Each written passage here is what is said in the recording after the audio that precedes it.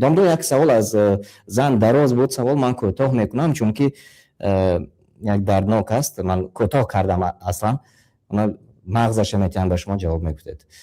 من یک فرزند دارم، به شوهر برآمدم، به مؤمن مسلمان به اجازت پدرم. وقتی که آگاه شدند غضبناک شده، گفتند که چه خیلی که نکاح کردی همان خیل طلاقت را گیر، اما من دوست داشتم و غیرش دیگر کس را نمیخواهم. چی نصیحت میدهید؟ اصلا یعنی در نزد جمهور علما بدون اجازت ولی نکاح باطل است. بله هستند بعضی علما رحمت الله علیهم خلاف این گپ را میگفتند، ولی حتی قاضی ابو یوسف و محمد ابن حسن از علمای مذهب حنفی میگن که یعنی اجازت ولی شرط است. ولی یعنی پدر، برادر، بابا، پسر اگر پسر داشته باشد، یا برادر یا برادر خردی یعنی دادر، اینها اجازت اینها حتمی است. یعنی ولی بودن آنها، اینها باید نکاح کنند.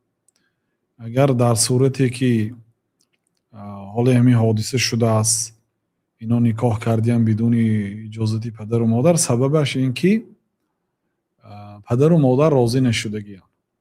ما در زندان یک قاری بچه میدانستم، قاری قرآن است، سبحان الله. خواهرش یک جوان خواستگاری میبود، اینا نمیتیان. خواستگاری میبود حلال و پاک، نمیدیهند پدر و مادر. دختر طلب میکند که من همین کس دوست میدارم، من خانه‌دار کنید، به همین نمیدیهند. خلاص بعد میگریزد، میرن رفته نکاح میکنن. یعنی که نکاحی بدون ولی. در سخن امام ابو حنیفه آمدگی است که نکاحش درست میگن امام ابو حنیفه رحمت الله علیه، لیکن تمام دیگر علما خلاف امام ابو حنیفه هستند در این مسئله، میگن که بدون اجازت. همین سخن یگان حنفی راضی نیست که دخترش رستکی رود و شوهر کند، برای اینکه خود شاگردای امام ابو حنیفه این گپ قبول نداشتند. کدام داملو میخواهد که دخترش براید، همین حنفی ها دخترش براید بدون اجازت پدرش بعد شوهر کند؟ به همین مذهب عمل کرده میتونید. خلاصه دختر میرد شوهر میکند، بعد اینا میفهمند آبروی ما رو ریزاند، توی تماشا نداده، به اجازت پدر و مادر شوهر کرد، رفته هم خواهرش میپراند با ملتیق، هم پادشاه یعنی یزنش میپراند. این 30 سال سراغ گرفت، آمد در زندان شیشت. و چی در کارم این پیشی راهی فرزند گرفتم. وقتی که فرزند یک کس خواست، مادامی که در همین ضرری دینی نیست، دهید. پیامبر صلی الله علیه و سلم میگه که اذا جاءكم من ترضون دینه و خلقه، اگر به دختری شما یا آدمی آید که دینش رو راضی هستید، دینش برای خلقش برای شما پسند است، دهید. این فرمانی پیامبر صلی الله علیه و سلم است. اگر همین کارو نکنه در روی زمین فسادکاری میشه.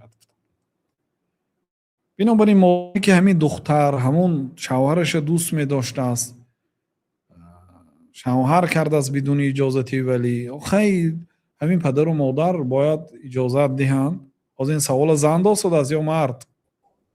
بله سوال از جانب زن است. همین برده رساند به پدر و مادرش، راضی شوند و برای آرامی قلبش و موافق شریعت شدن دویم باره نکاح کنند، برای اینکه نکاح اولشان طبق قول جمهور علما باطل است.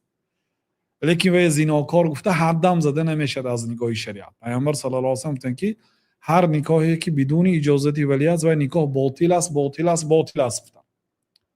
لیکن با وجود همین، از سبب آنکه امام ابو حنیفه و نکاح باطل نگفتند،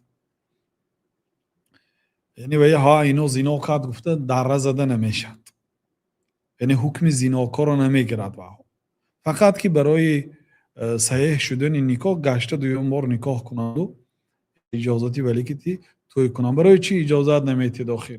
اجازت زندگی کنند، یعنی بی اجازتی شما هم بکارش شوهر کرد. چون میکنه همین بیچاره بختی بچه هاتون سوزانده مجبورا به نمیخواستگیش میدید یا اینکه نمیخواستگیش گرام میدید. بله.